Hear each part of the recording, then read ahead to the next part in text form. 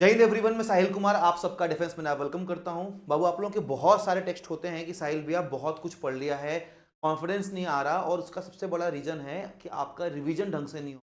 मतलब आपकी क्वेरीज होती हैं कि साहिल भैया पढ़ तो बहुत कुछ लिया है, पर सही तरीका क्या होना चाहिए रिवाइज करने का, इसी बारे में जानेंगे ताकि जो भी बचे खुचे दिन है इसमें तो अपना रिवीजन जो है वो अच्छे से करो। तो सबसे पहले आपको बाबू दो पार्ट में ना पढ़ाई करनी होगी। आपको समझना होगा कि आपका पेपर क्लियर कैसे होने वाला है, आपको क्या चीजें रिवाइज करनी है।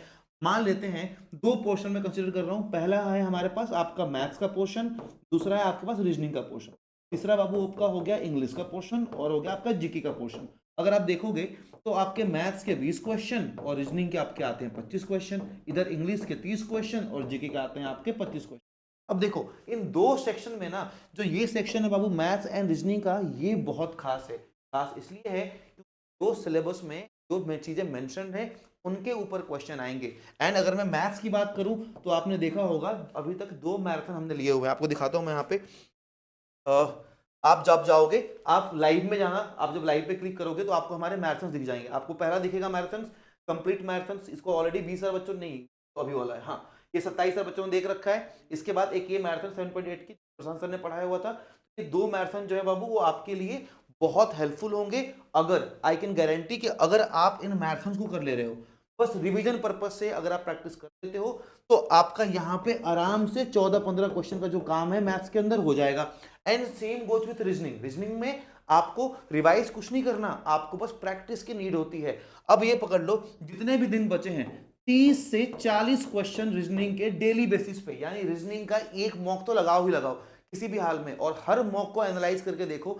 मान लो आज आपने वीडियो देखी, आज आपने एक मॉक लगाया रीजनिंग का, केवल रीजनिंग क्वेश्चन सॉल्व किए, आपने देखे कि यार 25 में से मेरे 15 क्वेश्चन सही हुए, 10 नहीं हो पाए। तो आपको देखना है 10 क्वेश्चन किस टॉपिक के आपसे सही नहीं हुए। अगर वो कैलेंडर के थे, डाइस के थे, क्यों जो भी क्वेश्चन होंगे उस टॉपिक को एक बार रिवाइज करो। इस तरीके से आप जब नेक्स्ट मॉक दे रहे होगे तो आपका वो रीजनिंग का जो स्कोर है वो भी अप हो जाएगा। एक मैराथन हमने, आप देखोगे एक मैराथन ले रखी है, दिखाते चलूंगा मैं आपको।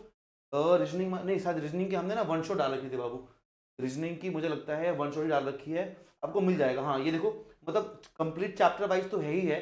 आप देखोगे चैप्टर वाइज तो पढ़ाई रखा है पूरा पूरा। ये देखो यहाँ पे है ना आपका, ये गया सॉरी प्लेलिस्ट। आप देखोगे कंप्लीट रीजनिंग एक पूरी प्लेलिस्ट डाल रखी है। सेम गोज विथ मैथ्स भी। मैथ्स में वन शॉट वीडियोज भी पढ़ाई थी, एक ही चैप्टर पढ़ाया हुआ था, और उसके अलावा दो मैराथन्स भी। रिवीजन के लिए बहुत अच्छा होगा अगर आप बस रिवीजन के लिए, क्योंकि फ्री कंटेंट है, यूट्यूब पे है। अगर आप इतना कर पा रहे हो तो आप यहाँ से बहुत इजीली मैथ्स में 14-15 क्वेश्चन निकालोगे। 20 मतलब तुम ये लगा लो कि 35 क्वेश्चन का जुगाड़ तो तुम यहीं से कर लोगे।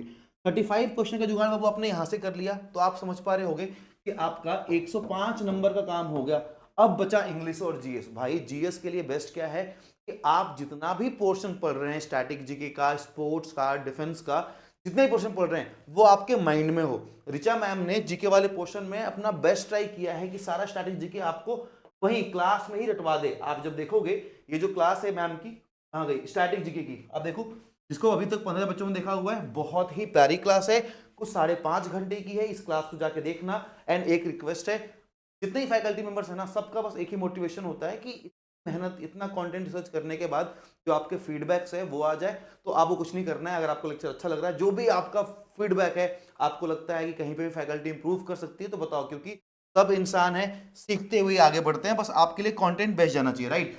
तो जीके वाला पार्ट वहां पे इंप्रूव करोगे। Not only this, static GK ma'am ने करा दिया, इसके अलावा बताता हूं आगे की प्लानिंग तगड़ी वाली सुनना। अभी हम क्या करने वाले बाबू, सबसे पहले इसके अलावा ऋचा मैम के साथ एक कंप्लीट स्पोर्ट्स की क्लास करने वाले हैं, एक कंप्लीट हम अवार्ड्स एंड ऑनर्स की क्लास करने वाले हैं, एक कंप्लीट हम डिफेंस की क्लास करने वाले हैं। जब मैं इन क्लासेस की बात कर रहा हूं तो इसमें लास्ट 6 महीने के इंपॉर्टेंट करंट अफेयर्स भी हैं। एंड इतना विश्वास रखना कि अगर स्पोर्ट्स का कोई क्वेश्चन आया तो वीडियो के बाहर नहीं आएगा, इसकी गारंटी है। अब मान लो डिफेंस हो गया, इसके अलावा new topic art and culture, भाई ये भी हम करने वाले हैं। एक और टॉपिक है आपका ऑर्गेनाइजेशंस एंड हेडक्वार्टर, ये भी करने वाले हैं। गेस व्हाट, ये सारी क्लासेस 1 2 3 4 5 और एक एड ऑन कर लो बाबू बेसिक साइंस, जो आपके साइंस एफकेट पूछता है। ये 6 क्लासेस पता है कब होंगी? ये 6 क्लासेस आपकी 16th जनवरी के पहले पहले खत्म हो जाएंगी। इसीलिए अगर फर्स्ट टाइम ये वीडियो देख रहे हो तो चैनल सब्सक्राइब करके रख लेना, बेल आइकन ऑन कर लेना, क्योंकि ये सारी क्लासेस आपकी लाइव होंगी और लाइव ही आपको हम रटवा रहे होंगे, आपको याद करवा रहे होंगे। ये क्लासेस मिस नहीं होनी चाहिए। अगर आपने इतना कर लिया तो एक अच्छे से अच्छा बच्चा भी एफकेट जीके के अंदर 15-16 क्वेश्चन कर पाता है। आप 100% करके आ जाओगे। अब बात आती है इंग्लिश की। भाई इंग्लिश के लिए आप बोलोगे साहिल भैया इंग्लिश के लिए तो हमने कोई मैराथन ही नहीं करी अभी तक। तो देखो, इंग्लिश को 3 पोर्शन में बांट देते हैं। अगर मैं 3 पोर्शन में बांटना चाहूंगा बाबू, तो पहला क्या होता है आपका कॉम्प्रीहेंशन, राइट, कॉम्प्रीहेंशन। दूसरा आपका आएगा वोकैब एंड तीसरा आपका आएगा ग्रामर वाला पोर्शन।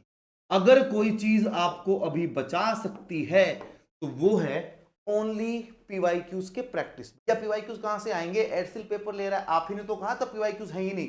बाबू पीवाईक्यूज मतलब किसी भी एग्जाम्स के, चाहे वो सीजीएल हो, सीएचएल हो, जो आपके पहले पेपर हुए हैं, इनफैक्ट सीडीएस हो। मैं बता रहा हूं, एक बिहार बोर्ड का स्टूडेंट था मैं, ग्रामर में अगर एरर के क्वेश्चन आते हैं ना, जो बच्चे एग्जाम दे रहे हैं उनको पता होगा कि एरर क्वेश्चन ना मल्टीपल एग्जाम में रिपीट होते हुए दिखते हैं। तो भाई डेली बेसिस पे एरर के 20-20 क्वेश्चन लगाते जाओ। इतने एग्जाम तक इतने क्वेश्चन सॉल्व कर लोगे कि पेपर में क्वेश्चन देख के आपको समझ में आ जाएगा कि यहाँ पे एरर कहाँ पे है। Same goes with comprehension. भाई पीक्यूआरएस हो गया, S1 S6 हो गया, या फिर आपके पैसेज वाले क्वेश्चन हो गए, क्लॉसेस हो गए, घबराने की नीड ही नहीं है। तो मोर यू विल प्रैक्टिस उतना ही अच्छा आपका इंग्लिश में स्कोर। अब बोलोगे साहिल भैया वोकैब के क्वेश्चन आते हैं वोकैब में। अब बाबू देखो, अगर आज तक आपने पढ़ाई करी है, ठीक है, जो पढ़ाई करके जाते हैं वो 6 में से 3 क्वेश्चन कर लेते हैं, और जो नहीं पढ़ के जाते हैं वो भी 1-2 तुक्का मार के सही कर लेते हैं। तो वोकैब का सिंपल सॉर्टेड सॉल्यूशन ये होता है कि जो भी पहले के पीवाईक्यू वाले वर्ड्स हैं, या फिर आपको इंपॉर्टेंट वर्ड्स की एक लिस्ट डिफेंस मीनिंग टेलीग्राम पे हम डाल देंगे, आपको बस ईडियम्स एंड वर्ड्स के लिए वही चीजें करनी है। के अलावा तुम्हारे पास कोई भी डाउट बचता हो तो आप सीधा 8581958807 पे सीधा सीधा क्या करना, व्हाट्सएप कर देना, और आफ्टर एग्जाम 31 को हो जाएगा। फैब में हम अपना सेकेंड गुरुकुल प्लान कर रहे हैं।